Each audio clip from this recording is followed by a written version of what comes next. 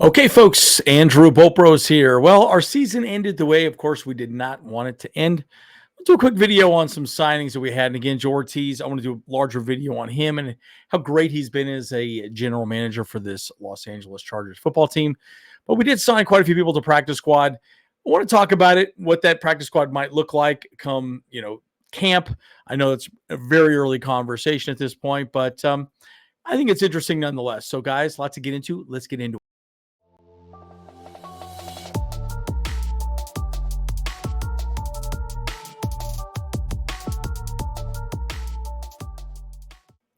Folks, as always, like and subscribe if you do enjoy the content. I'm Andrew Bolpros.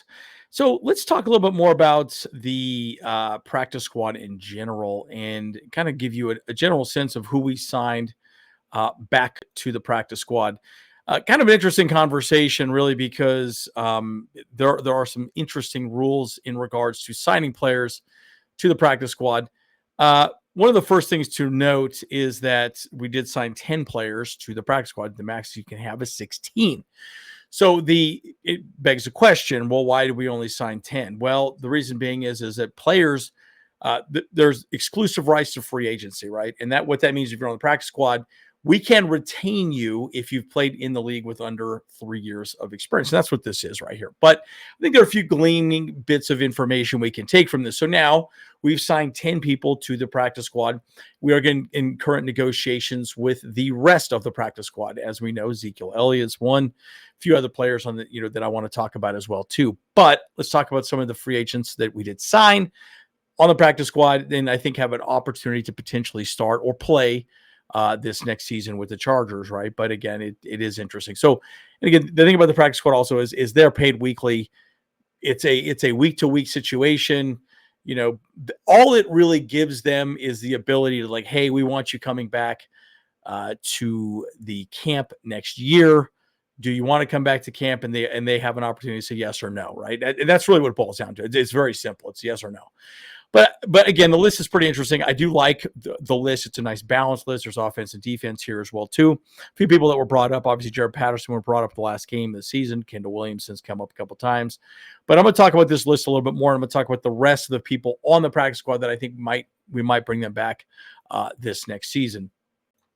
Starting off the list is Carson Barnhart, right? I really liked what he did with the Chargers in general. I think he's a very good depth piece, right? The interesting thing about Carson Barnhart is that he actually can play any position on the offensive line. He might be our backup center. He might even be our center. Who knows, guys? I mean, at the end of the day, he's a very utilitarian. Is that right? Anyways, he can play a lot of positions on the offensive line. Okay, I can't say that word right now. Having a little minor stroke. But again, obviously, Jim Harbaugh knows him. He was at Michigan.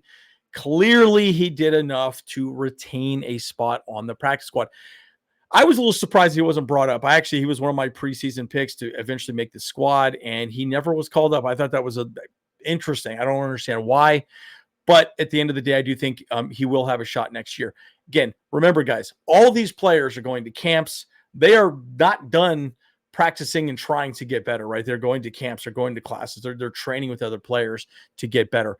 That's what they have to do. And if you're not doing that, quite frankly, you're not going to make the squad. So anyways, I just wanted to talk about Carson Barnhart. I do like him. I think he has a lot of versatility and he's a good utility backup.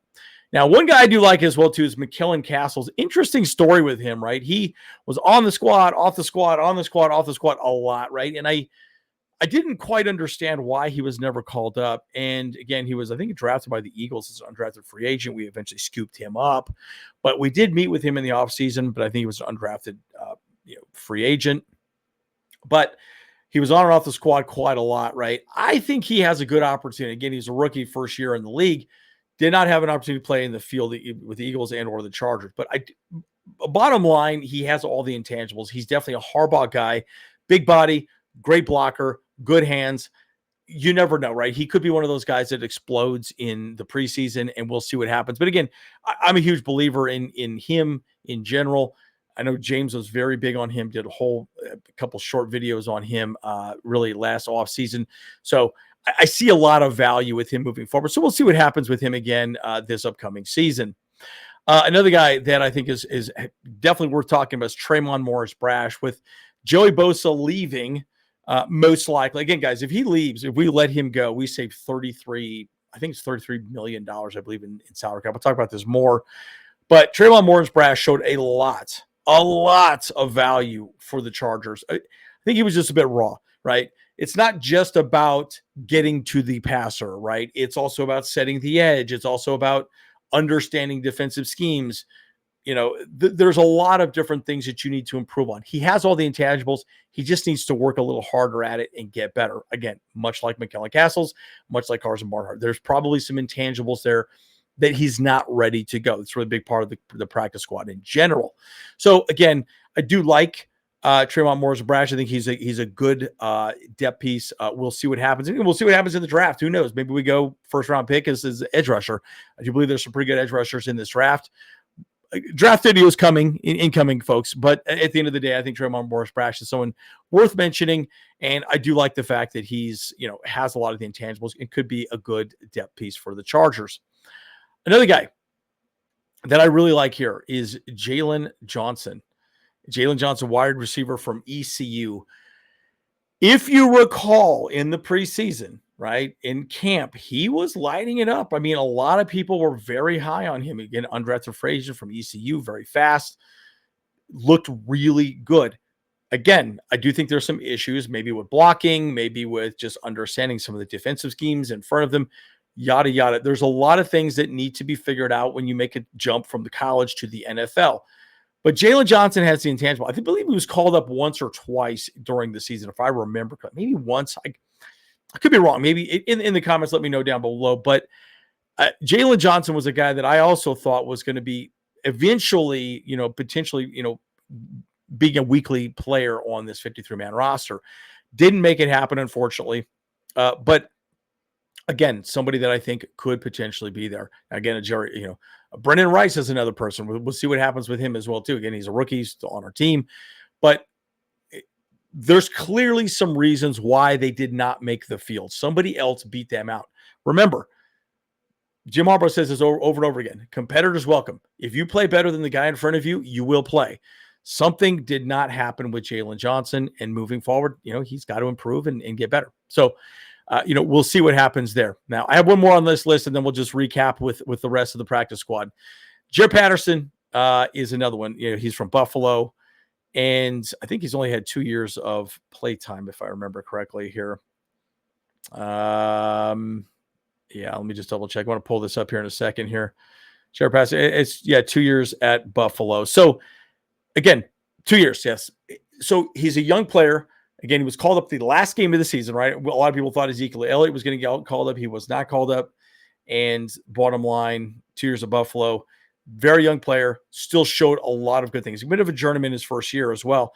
But I do think he found a good spot here with the Chargers as far as the depth piece is concerned. And again, that we want to run the rock, right? And so a guy like Jaret Patterson, even if he's not a starter week one this next season, he still could be on the practice squad and continue clawing his way onto this team.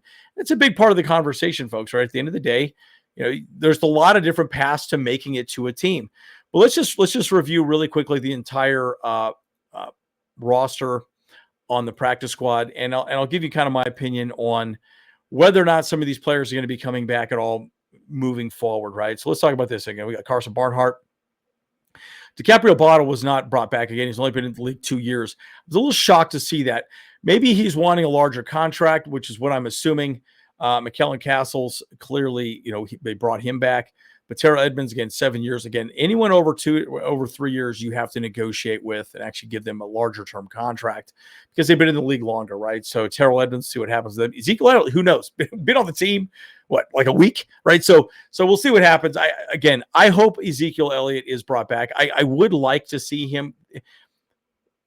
There comes a point where you need veterans in the locker room. I think Jim Harbaugh knows that, right? If we could bring J.K. Dobbins back, Gus Edwards back, Ezekiel Elliott back, that is an amazing backfield, folks. And say what you want to say about Ezekiel Elliott, right? The guy can still run the rock. He's still very good. Will he take a deal that makes sense? I don't know. That's going to be the question, right? He's probably going to want a lot more money. Will the Chargers pay that? Another guy right here, Des Fitzpatrick. I was going to talk about him. I'm happy that we signed him again. He's another guy that I think really just hasn't had an opportunity to really perform at the position. Notice we called him up in the last game of the season, right? He was on the side. Actually, might even in the last 2 games of the season. So clearly he showed more on the practice squad. So I think he's another wide receiver that we could potentially see eventually make this the team. Christopher Hinton. I really like Christopher. Notice he was not brought back on this list. No, I'm sorry. He was brought back on this list. So he's another person to keep an eye out. Now, again, Eddie Jackson's still going to be a negotiation with him. We'll see what happens. Personally, I would love to bring him back as well and just have a very solid veteran safety group back there.